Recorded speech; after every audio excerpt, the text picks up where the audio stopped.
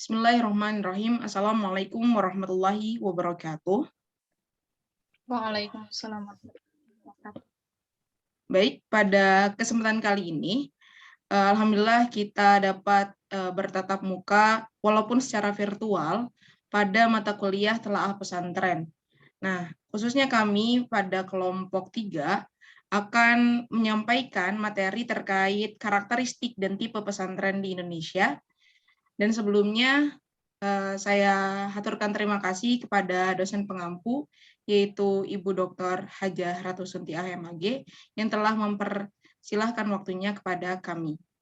Nah, pada kelompok kami, yaitu kelompok 3, terdiri dari saya sendiri, yaitu Nurbanatul Awaliyah, Pelma Soraya, dan Rizka Rahmawati, akan menyampaikan diskusi terkait karakteristik dan tipe pesantren yang ada di Indonesia. Nah, pembahasan yang akan kami sampaikan itu ada 3 pembahasan. Yang pertama, terkait karakteristik dan tipe pesantren yang dominan di Indonesia. Yang kedua, karakteristik dan tipe pesantren di beberapa jenis pesantren. Dan yang terakhir, terkait analisis karakteristik dan tipe pesantren di beberapa jenis pesantren. Untuk pembahasan yang pertama, tentang karakteristik pesantren yang dominan di Indonesia akan disampaikan oleh Rizka Rahmawati. Kepadanya saya persilahkan. Baik, terima kasih kepada moderator yang telah mempersilahkan kepada saya.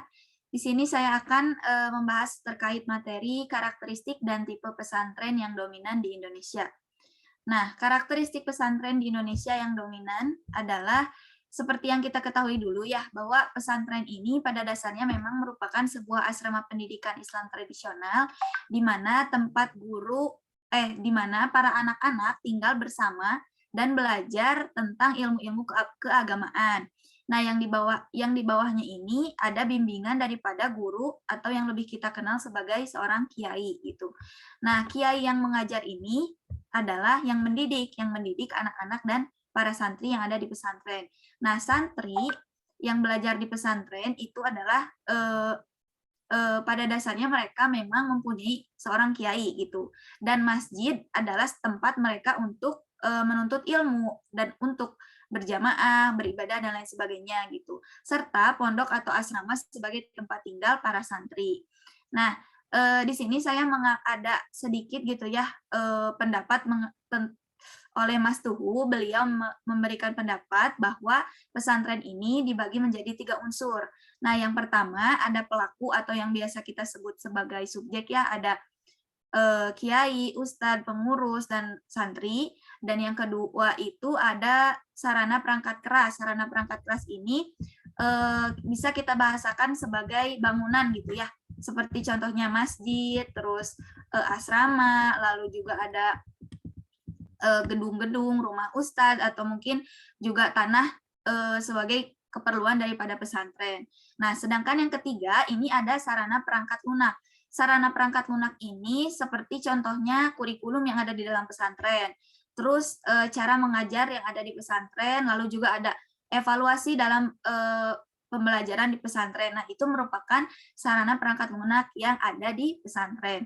Nah, berdasarkan dengan sistem pendidikan ini, pendidikan pesantren ini juga tidak terlepas tidak terlepas dari unsur yang saling berkaitan untuk membuat sebuah totalitas proses pendidikan. Nah, seperti yang teman-teman lihat di dalam slide ya, di situ ada beberapa ciri khas atau karakteristik pendidikan pesantren. Yang pertama adalah kepatuhan santri kepada kiainya. Dan lalu yang kedua, adanya hubungan yang akrab antara santri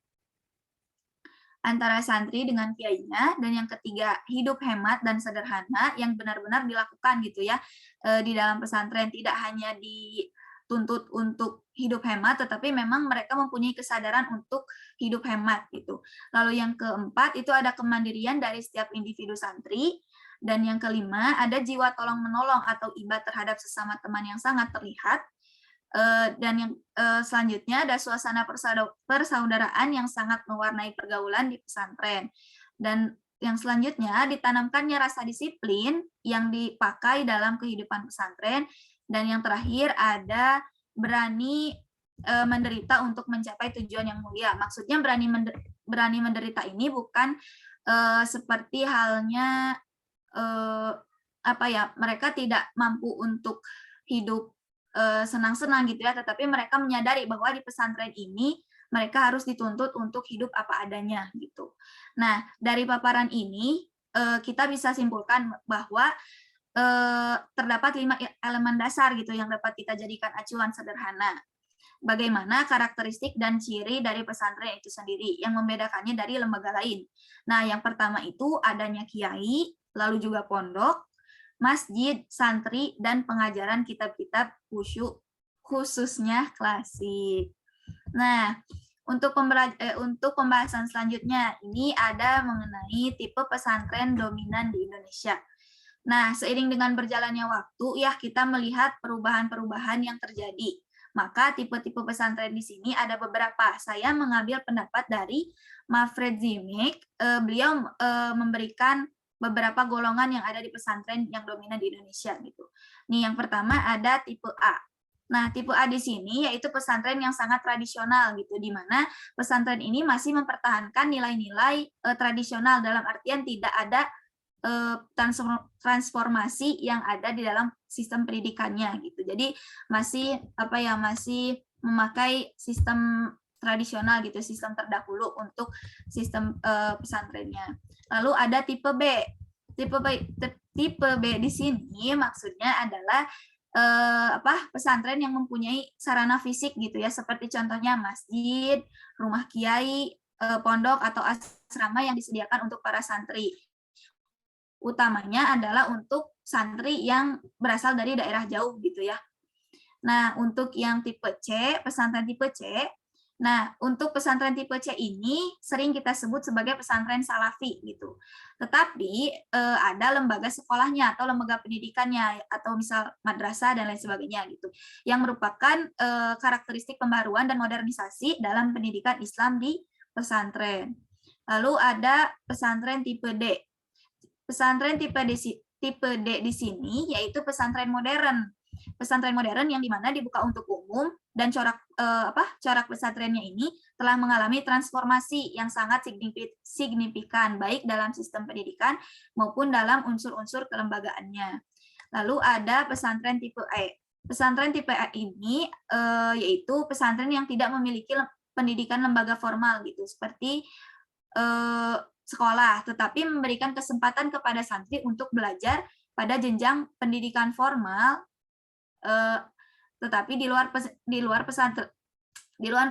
Jadi tipe E ini adalah pesantren yang membolehkan santrinya untuk mengikuti pendidikan formal, tetapi tidak di dalam pesantren tersebut itu. Lalu untuk tipe F nih yang terakhir, tipe F ini kita sebut Mahad Ali ya, menurut Zimig ini. Nah, tipe ini biasanya ada pada perguruan tinggi agama atau perguruan tinggi yang bercorak agama gitu ya. Nah, para mahasiswa diasramakan dalam waktu tertentu dengan peraturan-peraturan yang telah ditetapkan oleh perguruan tinggi. Nah, mahasiswa di situ wajib mematuhi peraturan tersebut bagi mahasiswa yang tinggal di asrama atau ma'had. Contohnya ya seperti ada di Ma'had Al-Jami'ah gitu, di UIN juga disediakannya seperti ada peraturan bahwa misalnya ketika ingin pesantren di Ma'had tersebut harus 1 tahun gitu. Baru ketika 1 tahun itu mereka bisa misalnya untuk memutuskan di kosan atau misalnya mau di rumah itu terserah. Tetapi ketika mereka mahasiswa memutuskan untuk pesantren di Ma'had Al-Jami'ah itu memang ada ketentuannya, yaitu harus pesantren selama 1 tahun. Mungkin itu yang bisa saya sampaikan. Kurang lebihnya mohon dimaafkan. Saya kembalikan lagi kepada moderator.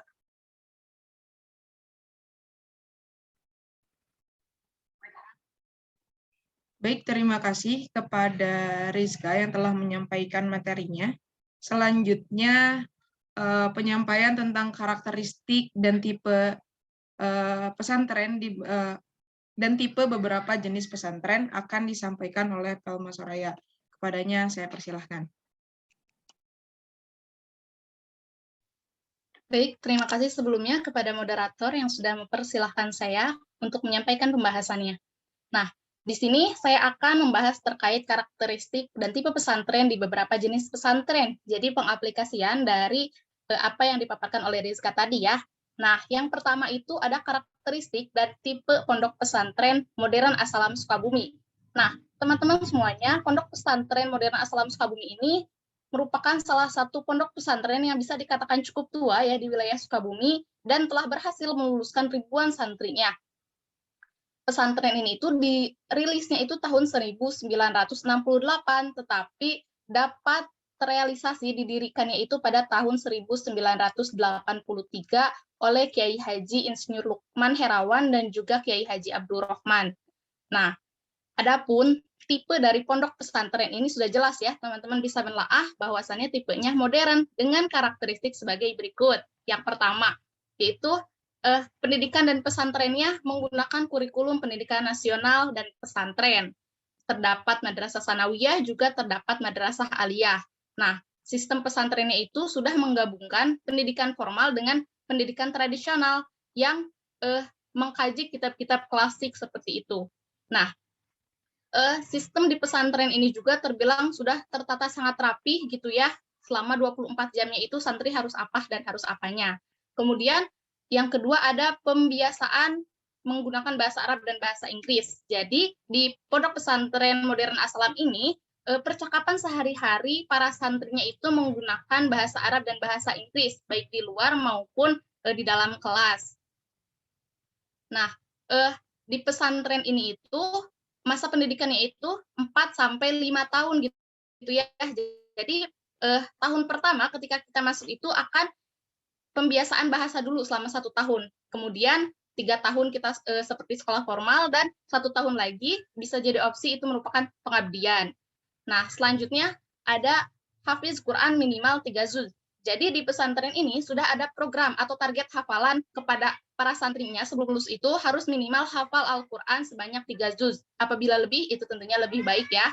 Nah, selanjutnya tidak meninggalkan kitab klasiknya walaupun sudah berbasis modern seperti itu. Jadi kemampuan para santrinya insya Allah sudah lengkap. Kemudian terdapat banyak sekali beasiswa.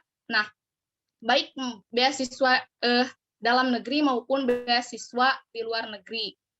Kemudian terdapat pendidikan karakter dan kemasyarakatan. Jadi kegiatannya itu banyak sekali ya, meliputi ekstrakurikuler, kemudian ada olahraga, kesenian, keterampilannya bisa seperti marawis, kemudian kaligrafi, ada renang, sepak bola, dan lain sebagainya. Di Pondok Modern Asalam juga terkenal dengan gugus pramukanya seperti itu untuk latihan kepemimpinan.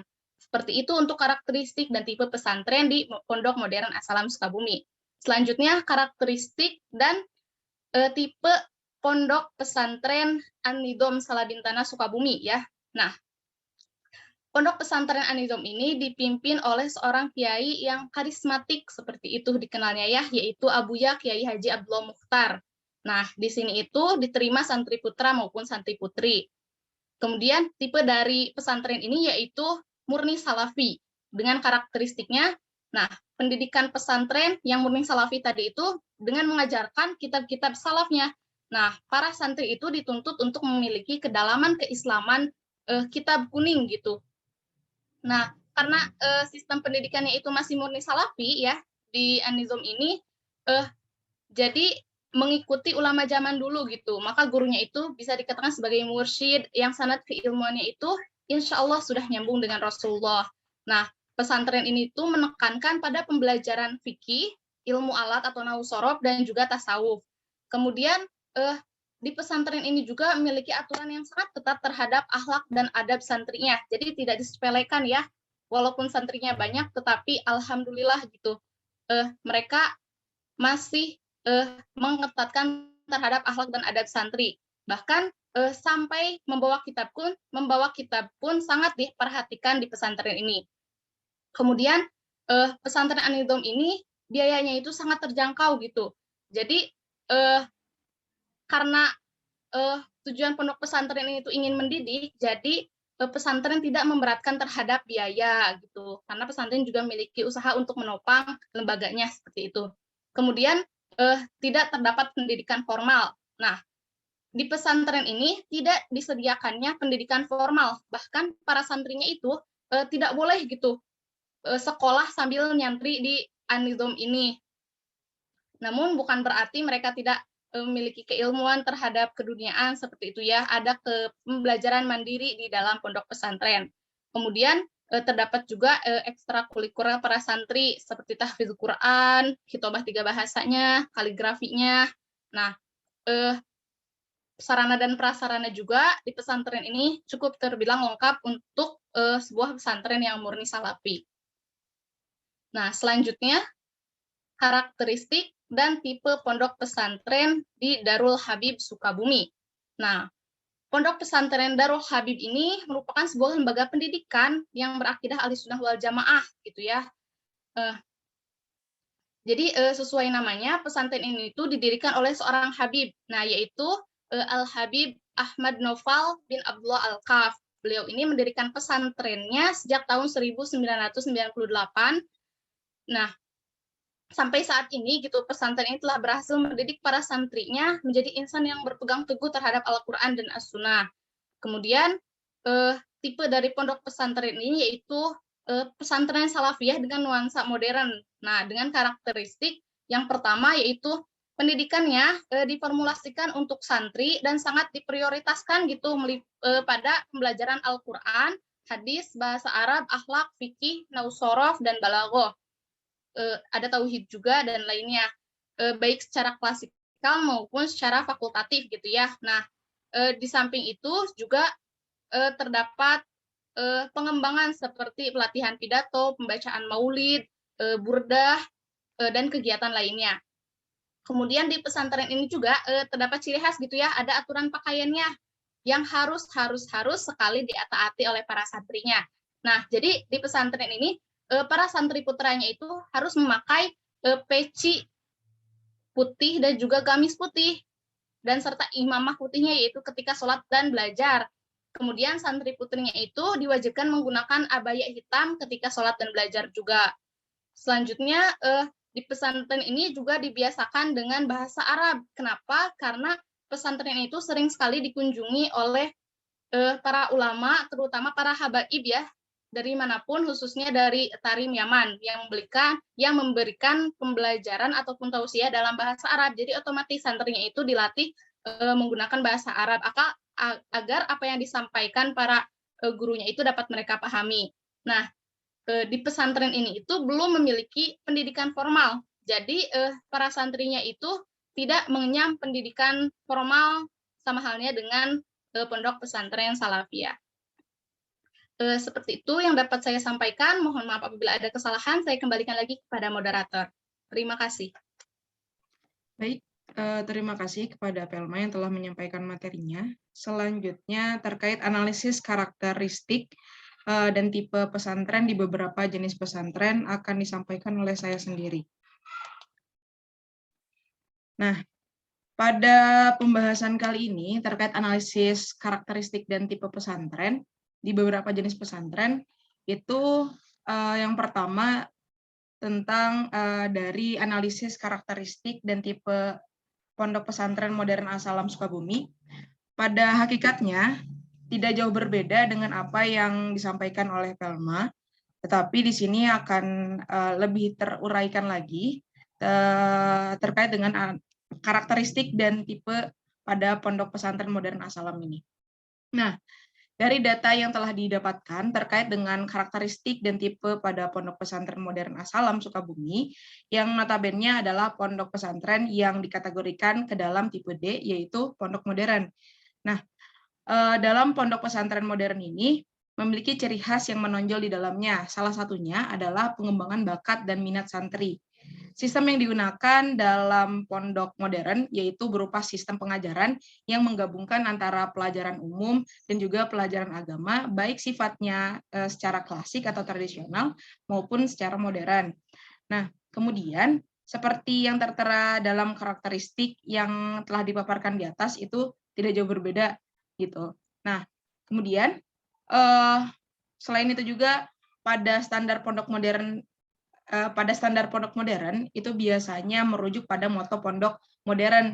Jadi biasanya di dalam pondok modern itu terdapat moto pondok. Nah, yang berisi yang pertama itu ada berbudi tinggi, berbadan sehat, berpengetahuan luas, dan berpikiran bebas.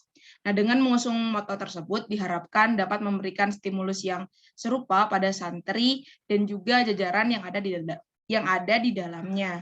Nah, kemudian seperti yang terjadi pada Pondok Pesantren Modern As-Salam Sukabumi ini, yang mana memberikan kebebasan kepada santri untuk berkarya dan juga mengeksplor skill yang dimiliki dengan adanya beberapa kegiatan yang merujuk pada kekreativitasan santri, namun masih dalam koridor syariat Islam, sehingga tidak salah dalam pengambilan tindakannya. Nah, dalam sistem pelaksanaan di Pondok Modern As-Salam Sukabumi, itu juga merujuk pada sistem yang dilaksanakan di Pondok Modern Darussalam Gontor. Nah, hal ini disebabkan karena Gontor adalah salah satu pondok modern pertama di Indonesia. Seperti yang tertera dalam karakteristik Pondok Modern As-Salam Sukabumi, yaitu penggunaan dua bahasa global, yaitu bahasa Arab dan juga bahasa Inggris dalam kesehariannya. Hal ini juga ditunjukkan untuk pembiasaan diri dalam berkomunikasi secara lugas menggunakan bahasa resmi pondok, yaitu bahasa Arab dan juga bahasa Inggris. Nah, dengan pembiasaan tersebut dapat memudahkan santri dalam proses pembelajaran di kelas, karena sebagian besar pelajaran yang diberikan menggunakan bahasa Arab dan sebagiannya lagi adalah bahasa Inggris. Nah, lalu pada hakikatnya bahwa pondok modern itu dirancang untuk melahirkan ulama yang intelek, bukan intelek yang tahu agama saja. Nah, kemudian dengan demikian sistem yang ada di dalamnya dirancang dengan sedemikian mungkin agar dapat memudahkan santri untuk tumbuh menjadi ulama yang intelek di kemudian hari. Nah, maka dari itu di dalam pondok ini santri dididik untuk menjadi seorang pemimpin dengan diberikan tanggung jawab dari yang skalanya kecil hingga yang cakupannya besar. Nah, agar mereka itu dapat terbiasa ketika ditunjuk untuk memimpin di lingkungan masyarakat kelak. Nah, selanjutnya yang kedua itu analisis karakteristik dan tipe pondok pesantren An-Nizam Salabintana Sukabumi. Nah, pada penjelasan terkait karakteristik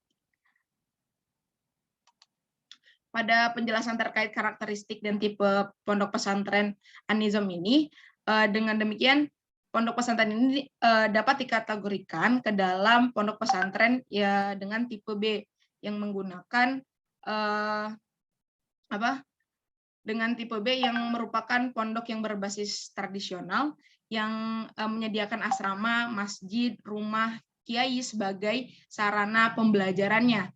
Nah, pada pesantren dengan tipe ini memungkinkan santri untuk melakukan pembelajaran secara mandiri atau sorogan, bendungan, dan juga tasawuf gitu. Nah, kemudian pada pondok pesantren An-Nizam ini juga menggunakan sistem salafi dalam pembelajaran dan kegiatannya. Dengan demikian proses yang ada di sana masih kental dengan budaya tradisional. Nah, kemudian sistem salafi ini juga digunakan untuk menjaga kemurnian syariat yang ditakutkan jika digabungkan dengan pelajaran umum akan menghilangkan esensi belajar agama yang sesungguhnya. Nah, seperti kebanyakan pada pesantren yang dibangun dengan menggunakan sistem salafi memiliki ciri khas yang kuat. Salah satunya adalah ada pada guru yang sangat ketat gitu. Terus karena meyakini bahwa menghormati guru adalah salah satu anjuran dalam menuntut ilmu agar ilmu yang disampaikan itu dapat masuk ke dalam diri dengan baik. Gitu. Nah, kemudian pada pesantren An-Nizam ini juga pada dasarnya tidak memberatkan secara biaya ya, yang tadi juga telah disebutkan oleh Pelma dalam karakteristik pada pesantren An-Nizam ini, karena siapa saja yang ingin mengenyam pendidikan di sana, pesantren itu memberikan keringanan biaya kepada santrinya. Nah, hal ini juga disebabkan karena pada dasarnya para kiai dan ustadz itu ingin benar-benar mendidik santrinya dan mengajari santrinya dengan baik gitu. Nah, terus pada pesantren ini juga tidak diadakan sekolah formal di dalamnya, jadi hanya fokus pada pembelajaran keagamaan saja. Karena pada sebagian besar pesantren salaf pada pesantren salaf murni yang tidak menggabungkan dan mencampurkan pelajaran dengan sekolah formal dan tidak mengenal sistem kelas di dalamnya gitu. Karena yang menjadi tolak ukur pada pesantren ini adalah kemampuan santri dalam memahami apa yang dipelajari dan dari beberapa kitab yang telah dibaca gitu. Jadi bukan tingkatan kelasnya, tapi terkait dengan pemahaman pembelajaran yang telah disampaikan gitu. Lalu yang ketiga itu ada analisis karakteristik dan tipe pada pondok pesantren Darul Habib Sukabumi. Nah, pondok pesantren Darul Habib Sukabumi ini termasuk kategori pesantren yang dengan gabungan antara tipe B dan juga tipe D. Namun itu lebih condong kepada tipe C gitu. Nah, maksudnya apa? Tadi kan sudah disebutkan ya di atas tentang tipe-tipe pondok pesantren. Nah, karena pada pondok pesantren ini sudah menggabungkan antara sistem tradisional dan juga sistem modern, namun hanya saja pada pesantren ini belum membuka jenjang pendidikan formal gitu. Kan kalau misalkan tadi tipe B itu masuk ke pondok salaf, terus tipe D itu masuk pondok modern. Nah, kalau tipe C itu antara salaf dan modern gitu. Tapi kalau misalkan tipe C itu membuka salaf tapi membuka formal gitu, membuka pendidikan formal. Tetapi dalam pesantren Darul Habib Sukabumi ini tidak membuka sekolah formal gitu. Nah, jadi kan ini antara gabungan ya antara sistem tradisional dan juga modern. Nah, dan kemudian dan di dalam pesantren ini juga mengusung atau berlandaskan sistem Ahlus Sunnah wal Jamaah yang merujuk kepada ketetapan Al-Quran, hadis, serta ijma para ulama. Nah, pondok pesantren yang berlandaskan Ahlus Sunnah wal Jamaah ini memiliki tujuan untuk mengembalikan ajaran agama Islam pada koridor yang sesuai dan pikiran atau akidah gitu. Jadi jika ada pikiran yang melenceng atau apa di dalam Ahlus Sunnah wal Jamaah ini akan diluruskan gitu pada jalan yang sebenarnya. Nah, yang mana ketika untuk meluruskan ini juga mencegah dari pencederaan atau pencederaan akidah gitu. Jadi memperkuat akidah agar tetap sejalan dengan yang seharusnya tanpa menolak pembaharuan yang sedang dikembangkan. Jadi di dalam pesantren Ahlus Sunnah wal Jamaah ini menerima perkembangan zaman, tetapi juga tetap memperkuat ajaran dari Rasulullah Shallallahu Alaihi Wasallam. Nah, mungkin dari kelompok kami penjelasan dari kelompok kami terkait karakteristik dan tipe pesantren yang ada di Indonesia telah disampaikan. Kepada teman-teman sekalian yang ingin bertanya kepada kelompok kami, silahkan memberikan pertanyaannya pada kolom komentar yang ada di kolom komentar YouTube. Nah, mungkin sekian ya dari kelompok kami, dari kelompok 3 atas pemaparannya. Terima kasih atas perhatiannya. Jika ada salah kata, mohon dimaafkan. Syukron. Wassalamualaikum warahmatullahi wabarakatuh. Waalaikumsalam warahmatullahi wabarakatuh.